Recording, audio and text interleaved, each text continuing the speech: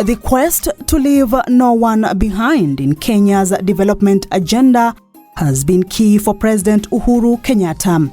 Well aware of this fact, His Excellency the President has led the country in implementing policies and programs that ensure the inclusion of women and girls in the national development agenda. When countries respect women's rights, promote gender equality, and put women and girls at the center of their development agenda, their societies, their economies thrive, and those benefits extend far into future generations.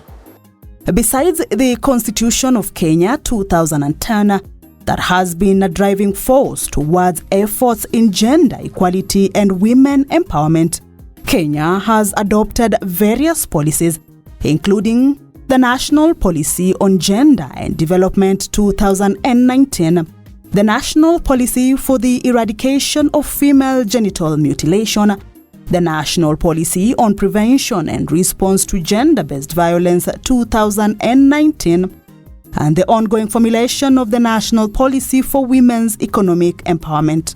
Equality is enshrined in our own Constitution, and our Constitution does recognize, and I quote, that every person is equal before the law and has the right to equal protection and equal benefit of the law. Kenya has a very special guiding relationship in the 2030 Agenda and the 17 Sustainable Development Goals. Since coming into office, President Kenyatta has prioritized the implementation of policies and programs that not just protect women's rights and freedoms, but also those that safeguard women's economic empowerment in order to transform their lives and the lives of their families and communities. I have deliberately, over our period, undertaken initiatives aimed at promoting gender equality and empowerment of women and girls, as set out in our national development plans.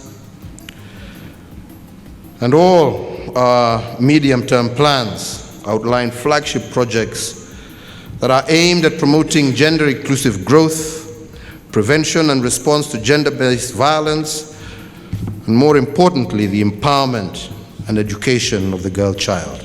The key thing that we need to keep in mind all the time when we talk about gender equality and the empowerment of women is economic empowerment.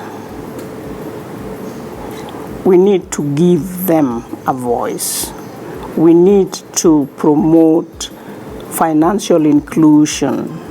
We need to come up with programs that economically empower women and give them equal access to opportunities like employment so that they can make decisions, they can participate in the decision-making process on issues which affect them.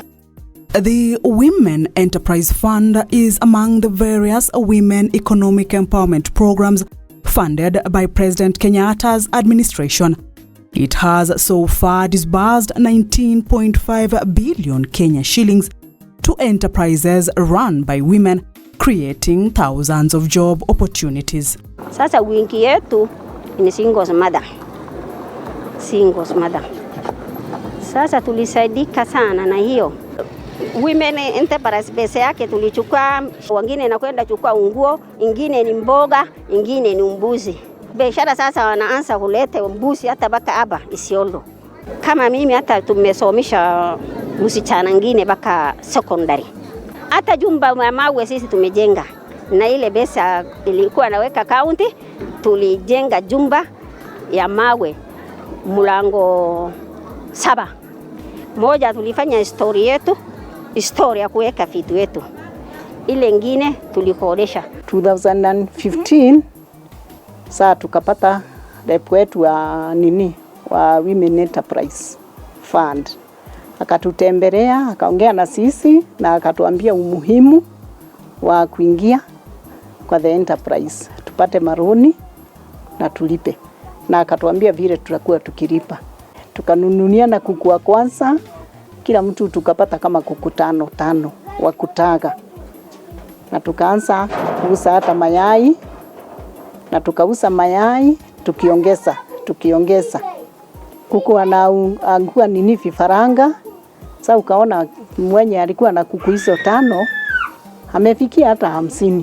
Mimi nimesimama hapa kushukuru rais wetu Uhuru Kenyatta kwa jambo lenye alifanya la kutusaidia. Hii pesa imetusaidia na imetutoa mbali.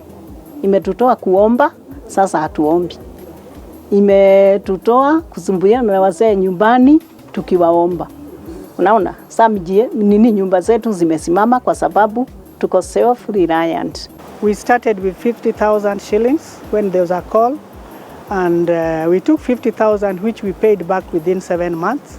After that, we were given another 100,000, 200, 350, and right now we are serving a loan of 500.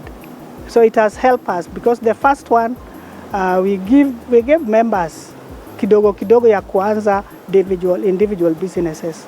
So the 350,000 that we took, we were able to buy the motorbike that you saw, also the posho mill which we bought, and we are selling cereals inside as you saw, and this income has helped us even educate some of our orphans amongst us and even from other regions that have requested us. Hizi matents ni for hire, so it has really helped us to generate funds. Watu wana hire wakiwa na matanga ama there's a wedding, they come and they hire. I would really want to thank our beloved president for such an initiative. Women Enterprise Fund has really helped not only us, many women. From us, we have even linked some women that feared taking the loan. Uwezo Fund is also changing the lives of many women at the grassroots. 6.9 billion Kenya shillings has been disbursed through this fund to various women groups. Sasa wakati tulipata zile pesa za kwanza, the first 3 zile zinafuatana, tulisema tutakuwa hii yetu hii tunatoa ya mandhiri ndio tutatumia zote pamoja, kwa sababu tunatumia hii method ya table banking na simesaidia wengi wa mama wengi because wako na something ambayo hawezi kupata kutoka kwa banki uende tu huko upewe free. No. Sasa hizi walianza na hiyo kusomesha, tukakaa wengine wakasema sisi tumekuwa tumechoka na kukunywa majani bila maziwa, tungependelea ng'ombe. Wengine wakaanzisha boutique like this one, wengine watu wawili waka construct shops, wakasema wanataka create jobs pia.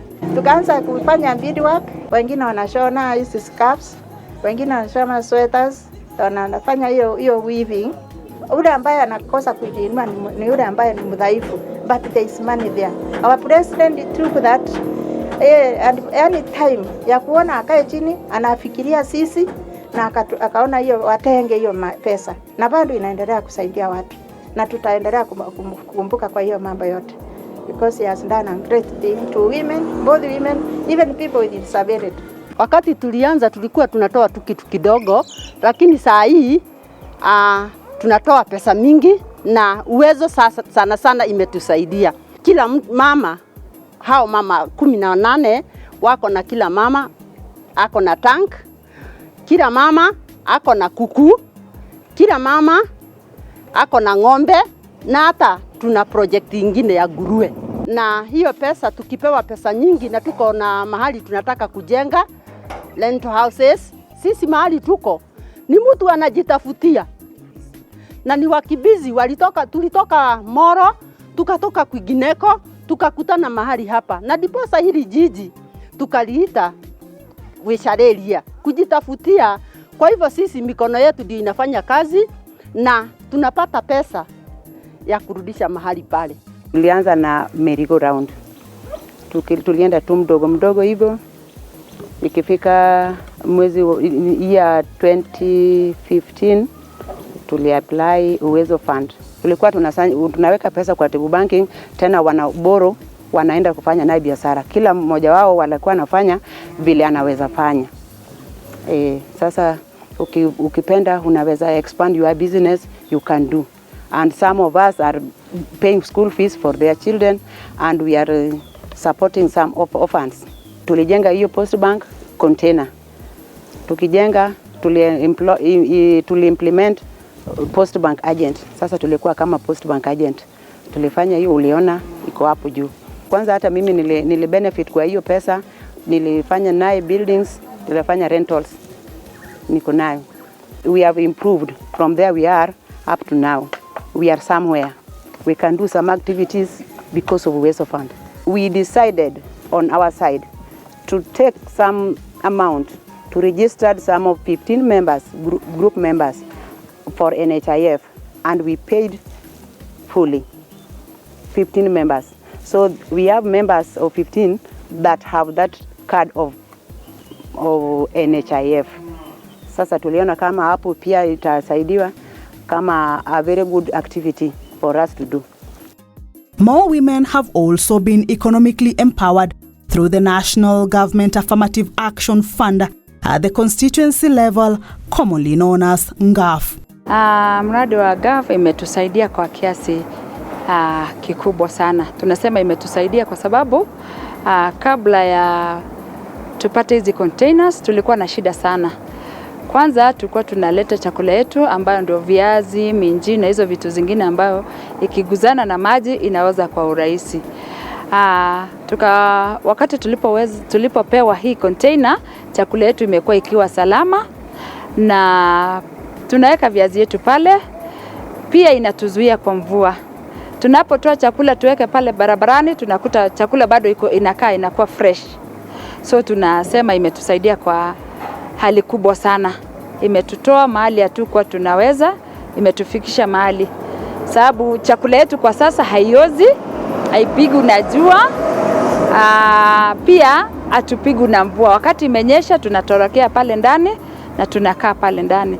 President wangu Uhuru Kenyatta, nakushukuru sana kwa sababu ya hii miradi ulifikiria na ukatupea through Baringo County, ofisi ya Women Rep, na tuliweza kupata container na tumeshukuru sana. Empowering women economically is not the only life-transforming initiative that has been implemented. President Kenyatta has gone a step further in bringing together various partners, both public and private, to collaborate towards ending all forms of gender-based violence and child marriages. Gender-based violence violates women's basic human rights. It undermines women's productivity and it diminishes their self-worth. Gender-based violence also has serious and disruptive spillover effects on our children. There are two things about GVB in short. Either you prevent it from happening or you respond to it when it has happened. So our interventions are in the form of prevention and response. One of the forms of gender-based violence in Kenya that affects women and girls and strips them of their dignity is female genital mutilation. A crude cultural practice which President Kenyatta has committed to ending. This commitment began with signing a pact with cultural and religious leaders in 22 counties in 2019 to end this vice at their localities. Female genital mutilation is one cultural practice that has continued to undermine the realization of the potential of our womenfolk. Indeed, it undermines the participation of girls in education, and in addition, it has harmful health consequences. In recognition of this fact, I did make a personal commitment to lead the war to end female genital mutilation. Additionally, the 2021 Kisima Declaration by Samburu elders to end FGM and child marriages was another big step in this fight. The benefit that we shall derive as a county and as a nation, by bringing an end to this practice, will be immense. The initiatives by President Kenyatta have indeed bore fruits. More communities that previously practiced FGM have now become very strong advocates against it. Various women countrywide have also volunteered as anti-FGM champions in support of President Kenyatta's efforts. Personally, me as Roslyn, I too went through 2 cuts, not once. I had a cut when I was just 6 years old. At the age of 12 years, they decided also to repeat it to me. I came on board, I wrote my testimony, and I left it to the world. To fight the VAS, this female genital mutilation, I felt that there is a need for all survivors to be put on board to say their story. I felt that there is a religious leader who are supposed to be there because female genital mutilation is neither in Quran or in Holy Bible. The more I fight, the more I get other survivors to come out.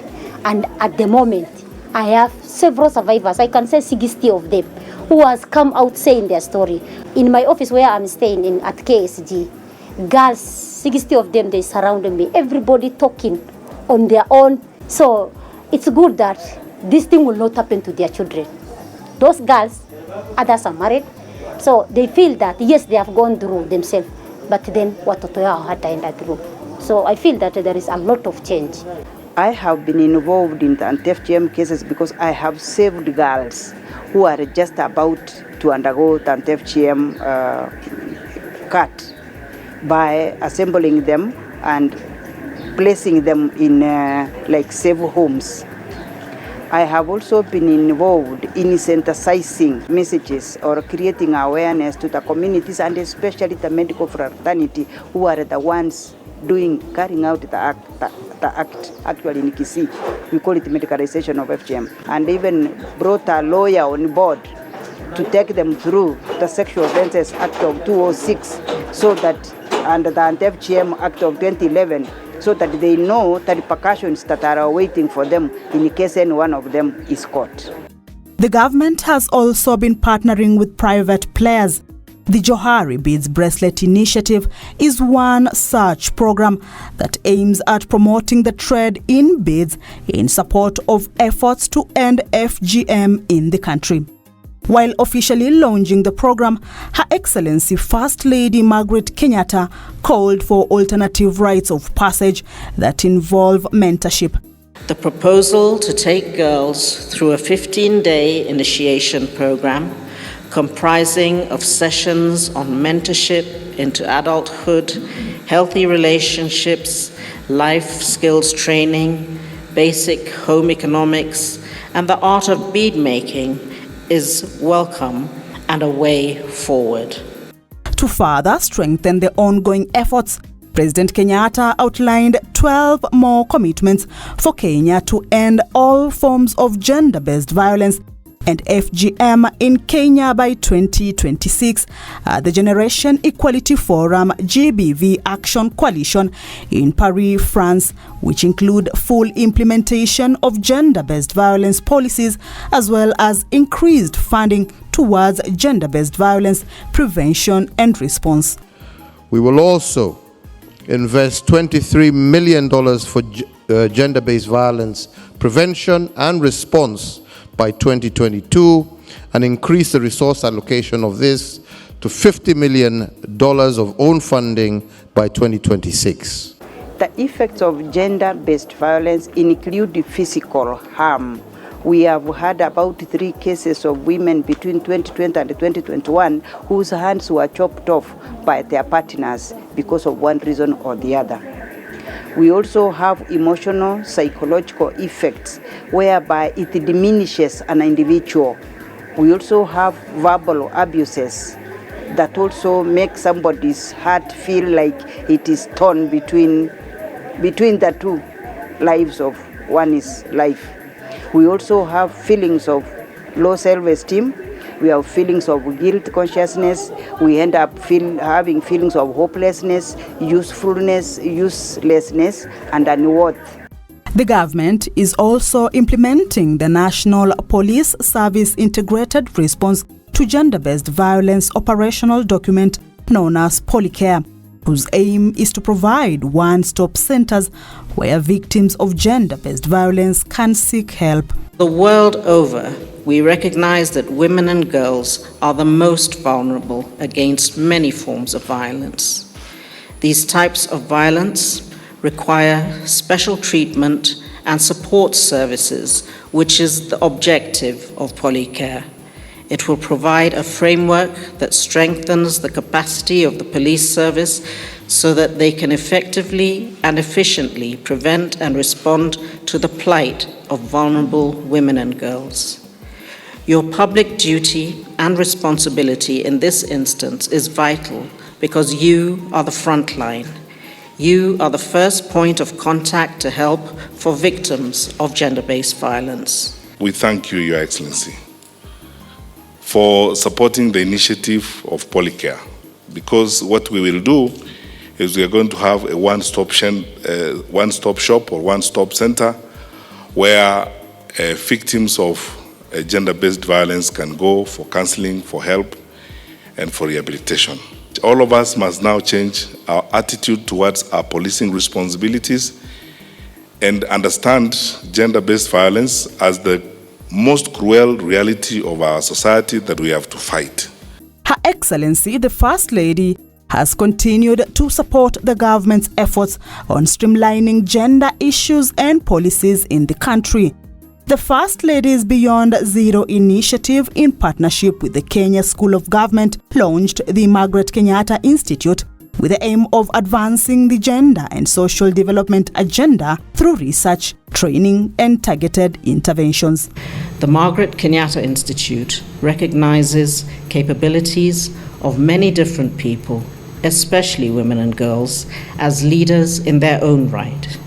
It recognizes communities as important contributors of social and economic transformation. This has also been the passion and inspiration behind Beyond Zero, and I'm truly inspired and excited about our partnership with the Kenya School of Government. Our joint obligation is to come up with practical innovations that are geared for social change, and I remain committed towards that journey. I would also like to take this opportunity to congratulate now you, Margaret Kenyatta, the First Lady of the Republic of Kenya, and the Kenya School of Government for setting up the Margaret Kenyatta Institute for Gender and Social Development. This institution will be critical in ensuring that we maintain and protect the gains that we have made on gender equality and provide leadership in identifying, addressing emerging challenges as they arise. Undeniably, Kenya's achievements in protecting women and girls, giving them a voice, opportunities, and solid livelihoods is one to be proud of. With the remarkable footprints made by President Uhuru Kenyatta since 2013, the women and girls of this nation can be rest assured that their voices will be heard and that their rights and freedoms will be protected and respected for many generations to come. We are proud of our past achievements, and we remain confident about scaling the heights on gender equality as we progress into the future. Wakenya hatuna budi kusema ukweli, ijapo unachoma utatuweka huru. Taifa letu la Kenya limesonga mbele tangu mwaka wa 2013. Uhuru oye, rais wetu oye, umeyatenda yote unayoweza. Wakenya tumeridhika na tunasema Uhuru oye, rais wetu oye. Uhuru oye, rais wetu oye, umeyatenda yote unayoweza. Wakenya tumeridhika na tunasema Uhuru oye, rais